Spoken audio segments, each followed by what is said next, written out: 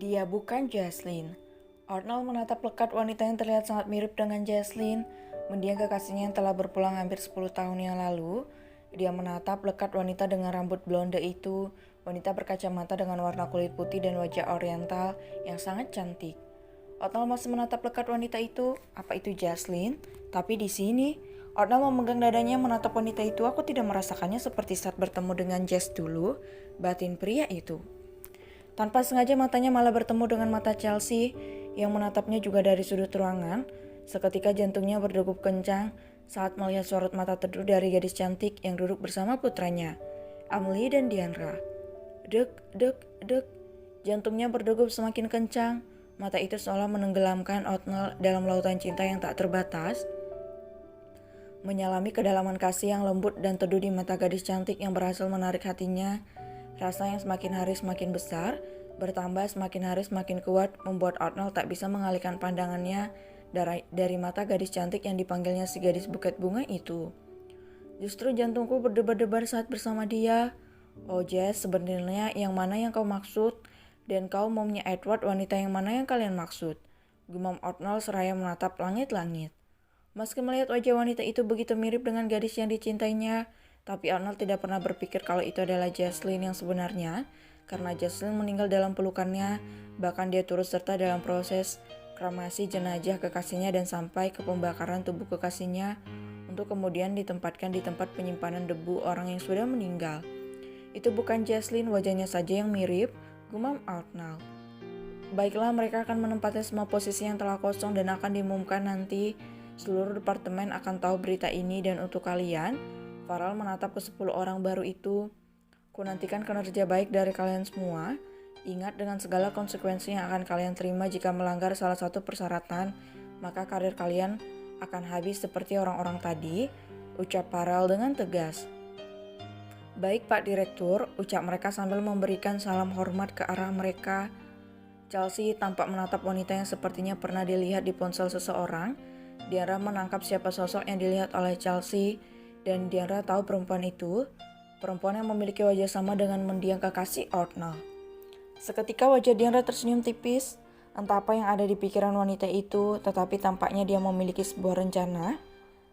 Ini akan menarik, batin Diandra. Bukannya dia momnya Edward, dia kan wanita yang ada di foto itu, tapi kata Edward momnya sudah meninggal. Tapi kenapa ada di sana? Batin Chelsea yang tampak bingung dengan situasi saat ini.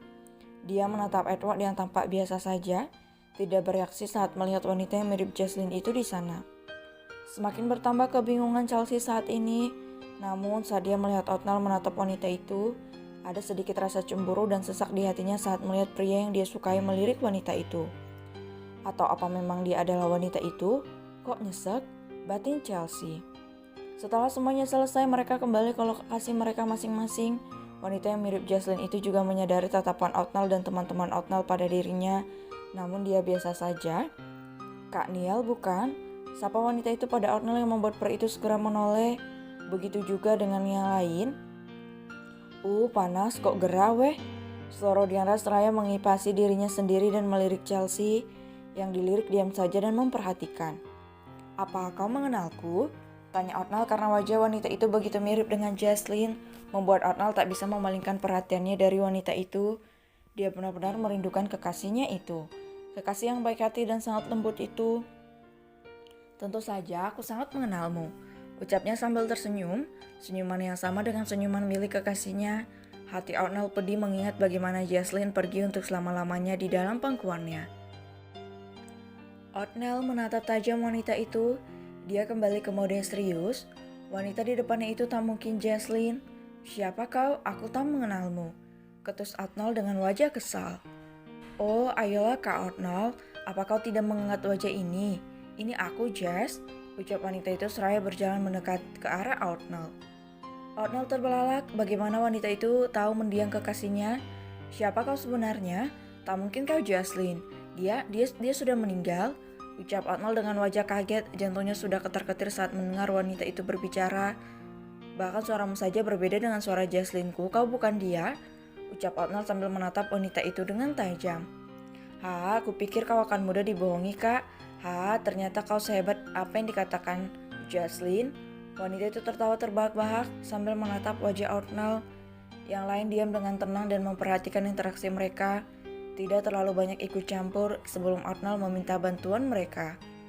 Apa maksudmu? Tanya Arnold. Kak Farel, kenapa kau menerima wanita gila ini di sini? Kenapa kau menerimanya? Tanya Arnold yang tidak suka dengan wanita yang mirip dengan Jocelyn itu. Dia memiliki kualifikasi terbaik, Niall. Mana mungkin aku melepaskan kesempatan emas ini? Ucap Farel dengan santai. Yang kau pikirkan hanya uang, dasar direktur kampret? Ketus Arnold dengan wajah kesal. Tentu saja, kalau tidak demikian rumah sakit ini bisa hancur, Arnold. Ucap Farel dengan santai. Kak Niall, perkenalkan aku Jenny, kakak kembarnya Jocelyn. Dia tidak pernah ceritakan kalau dia punya kakak kembar. Kekeh wanita bernama Jenny itu. Kekembar? Tanya Arnold.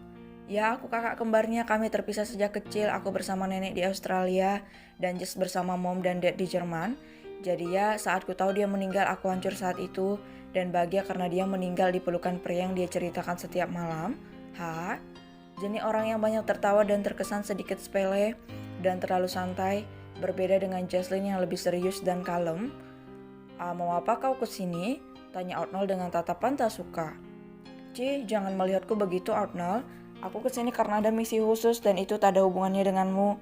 Jadi kau tenang saja, ucap Jenny seraya melirik seseorang di antara mereka semua. Tidak tahu entah siapa yang dia lirik, tetapi senyuman licik tergambar jelas di wajahnya.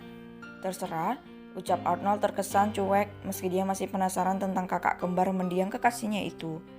Apa kau tidak mau tanya tentang Jess? Tanya Jenny. Untuk apa? Dia sudah tenang di sana. Untuk apa aku mengungkit luka lamaku? Ucap Arnold sambil berdiri dari kursi rodanya dan memilih berjalan daripada harus dianggap sebagai orang sakit-sakitan.